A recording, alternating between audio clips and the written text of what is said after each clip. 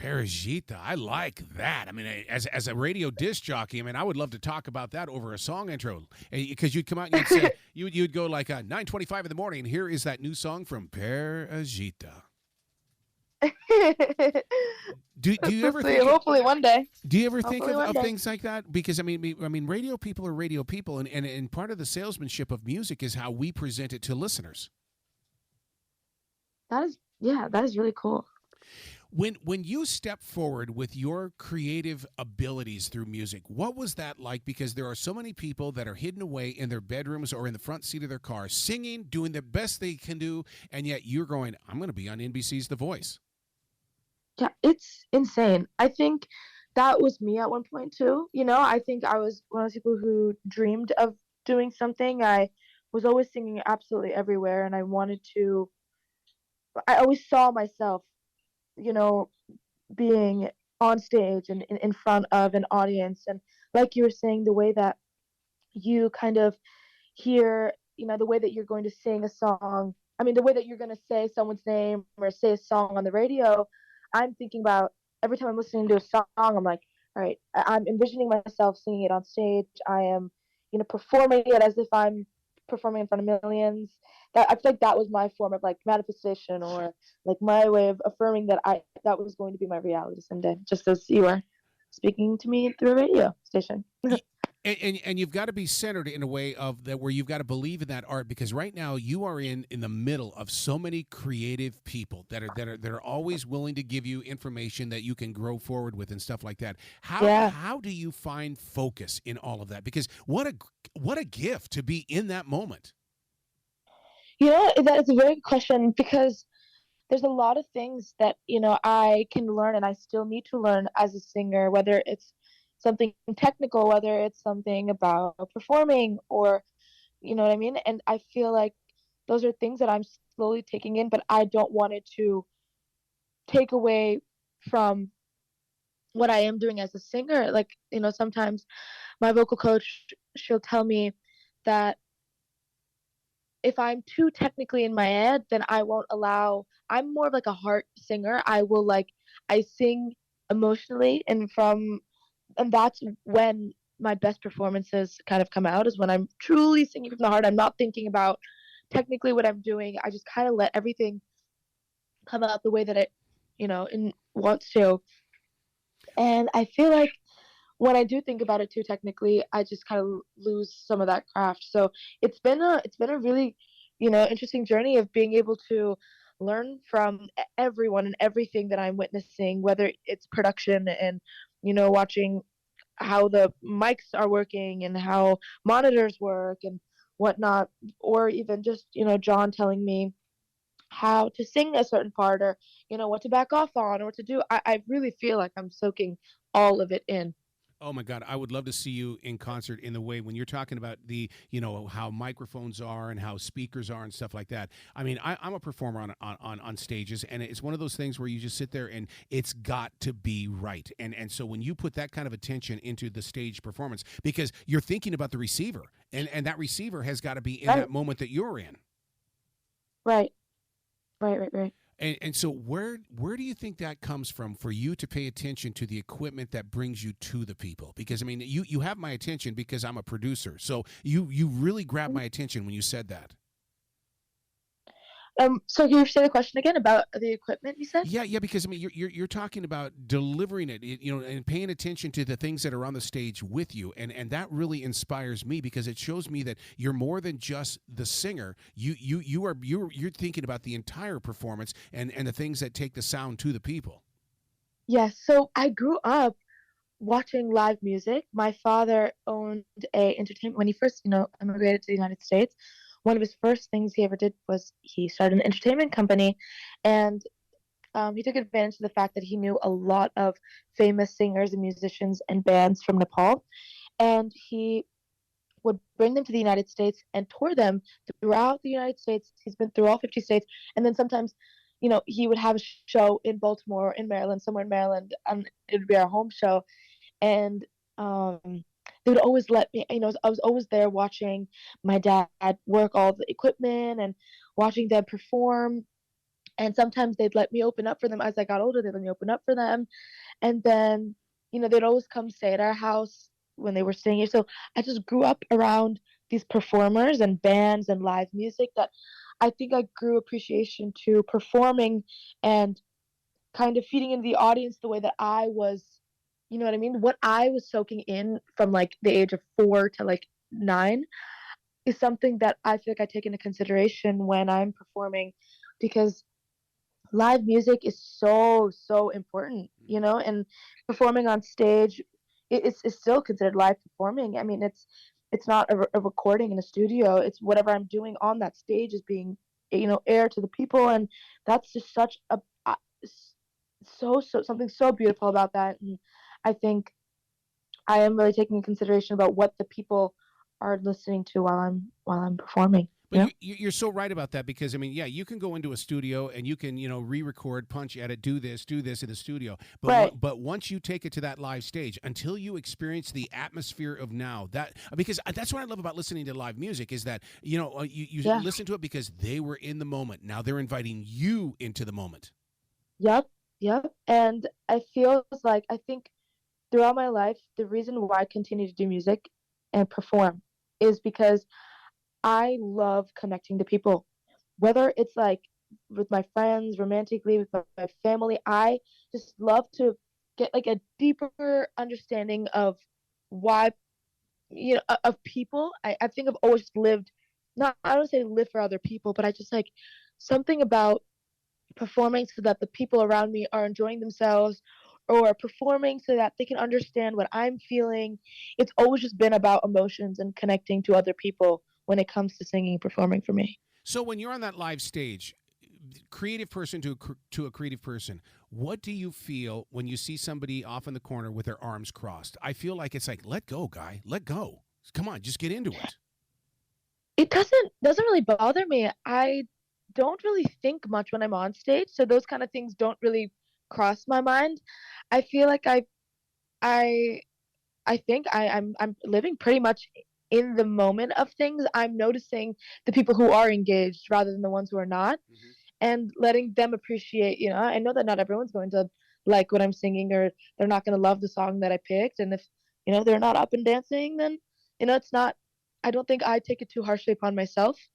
Um, but yeah, I think one of the things they said to me blind is that like I made a lot of eye contact within the coaches and the audience, and I think that's just something I naturally do. It's not something I'm making an effort to look at the people so that they Yep. feel like I'm connecting with them. I just like I don't know how to sing if I'm not. If someone's like in musical theater, they tell you to look at the back of the room, you know what I mean, so that it looks like you're looking at everyone. And I was never able to do that. Like I feel like I was breaking a wall when I was doing theater because I was ended up like looking at people or talking at people. Um, it just naturally it feels like I'm disconnected from them when I'm not engaging. Yeah, yeah, I know. I totally agree with that because when we're playing music and stuff like that, I sometimes I feel guilty that there are certain people that I'll look at. It's only because I'm watching their emotions, and I feel like it's like I'm not stalking you or anything like that. It's just that I'm looking at you while this is going on. Yeah, yeah, truly. Yeah. So what I love about your music is the fact that your sister led you to R&B, but yet Mm, you love the blues, and to me that's like you're still inside the soul. Both styles of music are about the right. soul. And I think it stems from my father's really into like classic rock, and Hmm. that kind of bled into a lot of like you know um, blues genres that AI kind of went out of my way to figure out about. Um, and it started with like the powerhouse female singers like Aretha Franklin, Etta James, Mm. and I it was difficult because I first, when you listen to a really good song and you're like, God, I wish I could sing that, or God, I wish I wrote that, or God, I wish I could have produced that or thought of that, and it was so much of that at a young age. It was kind of like hard on myself about and now I look about it, I laugh at myself, and I was 7 years old, trying to write or sing like Etta James or Aretha Franklin, and that is just not possible, let alone at that age or even right now. And I feel like what I started to learn is that I can learn things from the music I'm listening to, and figure out what it is about the songs that I'm enjoying, and try to implement that in the things that I'm doing. So I feel like when people say like, "Oh, these are my influences," it really, that really is a true thing. Like I feel like the music that I listen to from a young age is really a heavy influence on what I do. I mean, Aretha and Etta are all about storytelling. The music that they're singing are all about heartbreak or, someone cheating on you. It's like it's the classic things that people sing about now, but really stripped down into like 12 bar blues and a true story that, you know what I mean? It's just so heartfelt.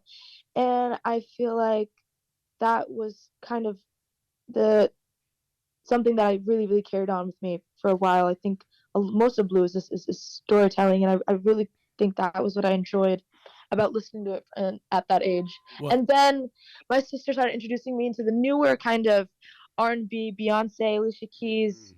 and it was just as heartfelt, but a little bit more modernized. I was like, whoa, these are this type of influences I like, but it sounds more like something that I can do and I can sing, and it put me into perspective of wow, I can create something like this type of thing. Well, that to me, the thing about music is that it's continuation. It constantly grows, and that's what I love about talking with different musicians and stuff like that have been doing it for 25, 50 years. Is that they'll sit there and say, "No, the song is never done. We just continue to grow with it." Right, right. And I mean, look at what you've done with How Deep Is Your Love on NBC's The Voice. I mean, you're 17. I was 17 when that came out with the Bee Gees, and so it's like, oh my God, what a connection, because you put a spin on it that I would have never known, and it's like, oh my God, I have fallen back in love with this song. Yeah, I think I always knew that song. I mean, it's a song that I would be surprised if I didn't know that song, but I was a little worried, especially because the Marylands are like a country pop duo, and I knew that they wouldn't. There are a lot of versions of How Deep Is Your Love that are very R&B and stripped down, Hmm. acoustic, like very many, like a lot of rhythmic changes and jazzy harmonies, and I knew that that's not something that we could like compromise to because it's very much far out of their genre. And I just thought about it. I was like, I can stylistically sing it the way that I need to, even if the instrumental or whatever the background music is going to sound like. I can still stylistically sing it the way that I want to sing it. That feels most represented to me, without overshadowing the Marylands. And it was really really cool to see that pan out. Having because the music didn't change that much. It was pretty close to the original, but still being able to see myself make those changes, it was really cool. It was really cool. I love the way you speak, because I would love to see you inside a studio recording music, because you're not going to be the one that's going to be in the other room just with a microphone. You're going to be in there with the engineer saying, "This is what we need to do. This is what we need to do." You have a vision, and you're not afraid of sharing that. Yes, that is, you make me feel very seen because that is very true. I Once I hear a song, it is instant in my mind. I already know how it's going to be planned out. I know what kind of instruments I want within it. That's why I'm like so excited about this experience. Is because I think I've always had those kind of thoughts with music, like the way that I'm going to sing it, or the other instruments, or the arrangement is going to sound like.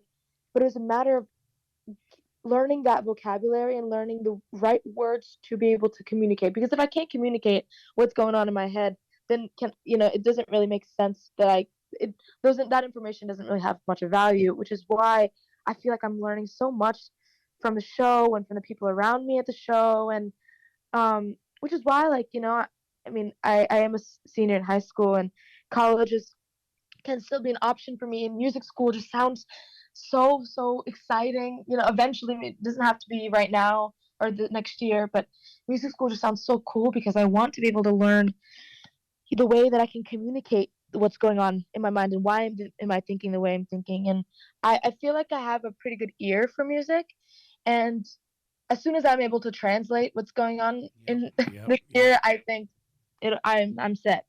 You're so right about that translation and stuff like that, because of I'm in the communications business, and if you aren't speaking the street or sharing the stories of reality and stuff like that, then Right. you have no connection. And that's the thing about it. It is all about the connection. It's content, it's subject matter, it's emotions.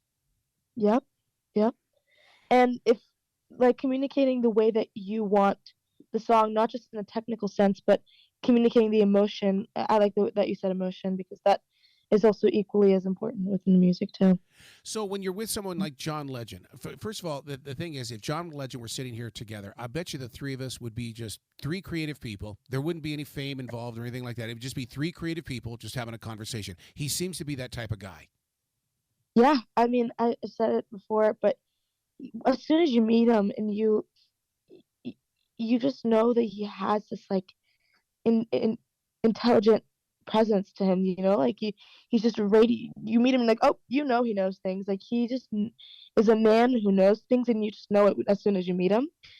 And he is so genuine about what he's saying, and the reason why I picked him, and I knew I was going to pick him going into it, but the reason what validated my choice, you know, to pick John, is that when he described me as a musician, he was just so spot on. I felt so seen, and I think that's one of my favorite things is when people can tell me, "Oh, this is the way why you do things," or "I like that you do this and that you present yourself as a musician this way," because it's like it just I don't know. I love and you know he pointed out some of the choices I made and and explained why I made those choices in a sense where like those are the reasons why I made them, and that the fact that you could see that even the smallest ones, it just I was like, oh, absolutely, he's the coach for me." I got to tell you who you remind me of, and I've had several conversations with Carlos Santana. You remind me so much of Carlos Santana.